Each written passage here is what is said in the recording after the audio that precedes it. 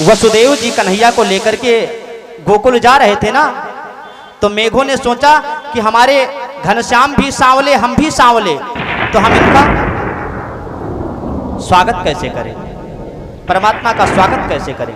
लेकिन भगवान का स्वभाव क्या है? पत्रम पुष्पम फलम तोयो यो में भक्त्या प्रयक्षति, जो तुम्हारे पास है वही दे दो। आज मेघों ने मंद मंद वृष्टि करनी शुरू कर दी है, तो मुझे लगता है कि भगवान भी हमारी इस कथा से प्रसन्न होकर के, आप लोगों की इस श्रद्धा से प्रसन्न होकर के और पुष्प रूपी बरसात कर रहे हैं। तो इसलिए सब लोग शांति से बैठ करके कथा श्रवण करिए, क्योंकि आप लोग बहुत भाग्यशाली हैं। प्रेम से बोले राधे राधे, और जोर से बोले राधे राधे। तो ध्रुव जी की वाणी दिव्य हो गई है और ध्रुव जी बहुत ही सुंदर से परमात्मा की स्तुति कर रहे हैं। योऽन्तः प्रविश्य मम वाच मिमां प्रसुप्तं संजीवयत् किल शक्तिधरा स्वधाम्नः अन्याश्च हस्तचरण श्रवणगत्वा त्वगादीन् प्राणं नमो भगवते पुरुषाय तुभ्यं। धन्य है प्रभु, जो हमारी सोई हुई वाणी को आपने जगा दिया, आपने हमारी सोई हुई वाणी को जगा दिया। एक मुख की तो बात छोड़ो, यदि 1000 मुख से आपके गुणों का बखान किया जाए तब भी संभव नहीं है। स्वयं शेषनाग ब्रह्मा जी, भगवान शिव आपके गुण जब नहीं गा सकते हैं, तो मैं तो एक छोटा सा नन्हा सा बालक हूं, मैं आपका क्या कर सकता हूं। भगवान ने तुरंत ध्रुव को अपने गोद में उठा लिया है। पुत्र मांगो, क्या चाहते हो? ध्रुव जी ने कहा, सरकार आपको देखने के बाद अब कोई इच्छा शेष नहीं है, मैं कुछ मांगना नहीं चाहता हूं। लेकिन भगवान तो व्यक्ति के अंतर आत्मा के भावों को जानते हैं ना। यदि हम भगवान से मांगते हैं तो समझो हम भगवान को छोटा बना रहे हैं, क्योंकि भगवान प्रत्येक व्यक्ति के अंतर बैठ करके और उसकी सभी भावों को समझता है। ये नहीं कि भगवान से कुछ छुपा हुआ है। तो ध्रुव जी ने कहा, सरकार हमारे मांगने की कोई इच्छा नहीं है। लेकिन भगवान कहते हैं कि हम जानते हैं तुम राज्य की कामना से आए थे, इसलिए जाओ, तुम 36,000 वर्ष तक अपने पिता के राज्य को भोगो और पुनः हमारे परम पद को प्राप्त हो जाओ। ध्रुव जी को दर्शन दे करके, आशीर्वाद दे करके भगवान तो चले गए हैं, लेकिन ध्रुव जी को जैसे लगा कि हम ठग लिए गए। अरे परमात्मा जब प्राप्त हो जाएं, फिर भी हमें भौतिक वस्तु राज्य मांग करके कितना तुच्छ चीज मांग ली। जब परमात्मा ही मिल जाए तो फिर और शेष क्या रह जाता है। लेकिन ध्रुव जी भगवान के चरण कमलों का ध्यान करते हुए आज अपने राज्य में आए हैं, और जैसे ही उनके पिता उत्तानपाद ने सुना है ना, सारी फौज के साथ, सारे राज दरबारियों के साथ में स्वागत करने के लिए ध्रुव जी महाराज का आगे ही पधारे हैं। बड़ा ही दिव्य भव्य स्वागत हुआ है श्री ध्रुव जी महाराज का, और अपने महल में ले गए हैं। सुंदर हाथी के दांतों की सैया पर उनको विश्राम कराया है, जिसके गद्दे बिल्कुल दूध के समान सफेद हैं। और आज महाराज उत्तानपाद ने अपने पुत्र को राज्य का भार सौंप करके और स्वयं वन को चले गए। जीवन की 4 अवस्थाएं होती हैं, बाल्यावस्था, किशोरा अवस्था, युवावस्था और वृद्धावस्था। उसी प्रकार से 4 आश्रम होते हैं। कौन से आश्रम? ब्रह्मचर्य, गृहस्थ, वानप्रस्थ और सन्यास। 50 साल के बाद घर की आसक्ति छोड़ देना चाहिए। 50 साल के बाद, देखिए 25 साल तक ब्रह्मचर्य व्रत का पालन करो, पढ़ाई करो, जो भी अपने जीवन में उपयोगी चीज है उसका अनुसरण करो, अनुकरण करो। उसके बाद गृहस्थ आश्रम में प्रवेश करो। 25 साल तक गृहस्थ आश्रम को बड़े प्रेम से निभाओ। लेकिन जब 50 साल के हो जाओ तो घर से आसक्ति धीरे धीरे छोड़ना शुरू कर दो। क्योंकि एक बैग तो आसक्ति छूटती है नहीं, तो इसलिए धीरे धीरे असंग होना शुरू करो। और फिर 75 साल में जब सन्यास की, 50 साल के बाद में जो वानप्रस्थ की आश्रम जो बताया गया है, इसमें ये नहीं कि घर छोड़ करके जंगल चले जाओ। इसका मतलब है कि आसक्ति का परित्याग करो और सबको समान दृष्टि से देखो। और जब 75 साल के हो जाओ फिर सन्यासी हो जाओ। सन्यासी का मतलब होता है कि उसका अपने पास कुछ नहीं रहता। जो एक पटके का भी संग्रह ना करे, एक लंगोटी का, एक धोती का भी संग्रह ना करे, पृथ्वी को ही अपना बिछौना मान ले, जो परमात्मा ने पेड़ों में फल दे दिए हैं वही को अपना भोजन मान ले, जो पेड़ों में छाल हैं उसी को अपना वस्त्र मान ले, वही श्रेष्ठ सन्यासी होता है। और उत्तानपाद ने अपने पुत्र ध्रुव को राज्य का भार सौंप दिया है और स्वयं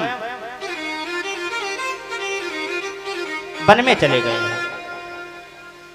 और ध्रुव जी महाराज, इनका विवाह हुआ है और बड़े ही प्रेम के साथ अपने गृहस्थ जीवन में प्रवेश किया है इन्होंने। और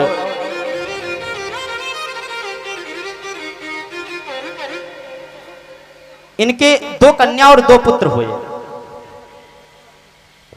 कन्या का नाम है इला और भ्रमी, और पुत्र का नाम है उत्कल और वत्सर। 2 पुत्र 2 कन्या हुई हैं। और एक दिन इनका छोटा भाई जो था उत्तम, शिकार खेलने गया था।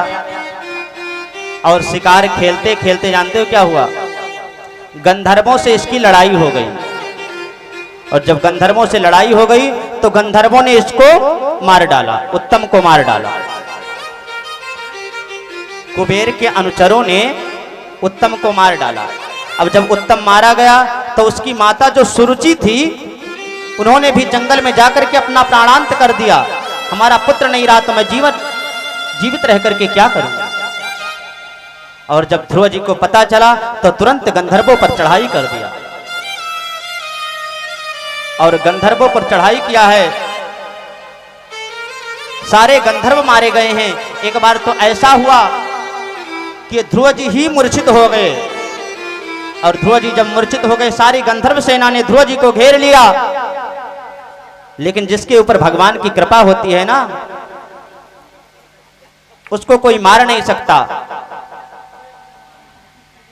जाको राखे साइया मार सके ना कोई। तो इसलिए गंधर्वों की सेना से चारों तरफ से ध्रुव जी महाराज घिरे हुए हैं। लेकिन जैसे बादलों को चीर करके सूर्य का उदय हो जाता है, आज ध्रुव जी महाराज ऐसे ही सभी शत्रुओं के बीच में तुरंत उनका रथ चमका है और तुरंत सुदर्शन चक्र का आवाहन किया। और जैसे ही सुदर्शन चक्र उठाया है ना, तुरंत उनके दादा मनु महाराज जी प्रकट हो गए। नायम ही मार्गो साधु नाम पुत्र, ये साधुओं का रास्ता नहीं है।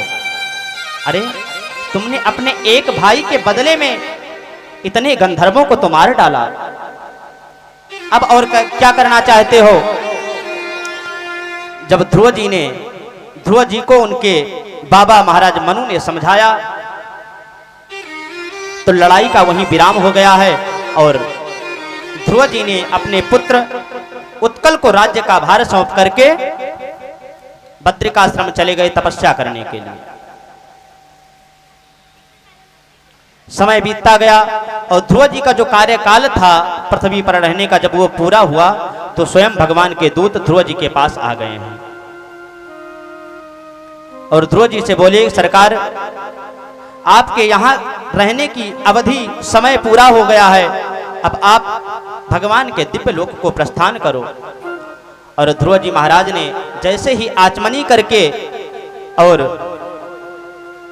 भगवान के दिव्य विमान में बैठने के लिए आगे बढ़े तो क्या हुआ? तुरंत काल खड़ा हो गया। सरकार, पृथ्वी पर मृत्यु लोक में जो आया है वो बिना मुझे स्वीकार किए नहीं जा सकता। सबसे पहले मुझे स्वीकार करो। अब मृत्यु को स्वीकार करने का मतलब क्या होता है? पहले मर जाओ, पहले मर जाओ फिर जाओ। ध्रुव जी भगवान के पार्षदों की तरफ देखने लगे और पार्षदों ने कहा कि काल से बोलो अपना सर नीचे करे। और ध्रुव जी महाराज ने कहा है कि अपना सर नीचे करो। और क्या, जैसे ही काल ने अपना सर नीचे किया है कि ध्रुव जी ने तुरंत पैर उसके सर पर रख दिया है।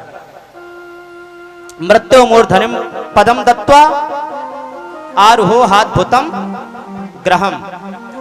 तुरंत उसके सर पर पैर रख करके ध्रुव जी महाराज दिव्य विमान में बैठ गए हैं। लेकिन जब ध्रुव जी का विमान जा रहा था ना, तो ध्रुव जी अपने मन में सोचने लगी कि हमने तो एक बहुत भारी गलती कर दी। अब बताइए गलती क्या की है। जब ध्रुव जी का मुंह लटका दिखा ना, तो पार्षदों ने पूछ लिया, ध्रुव क्या बात है, अरे तुम्हारा मुंह लटका हुआ क्यों है।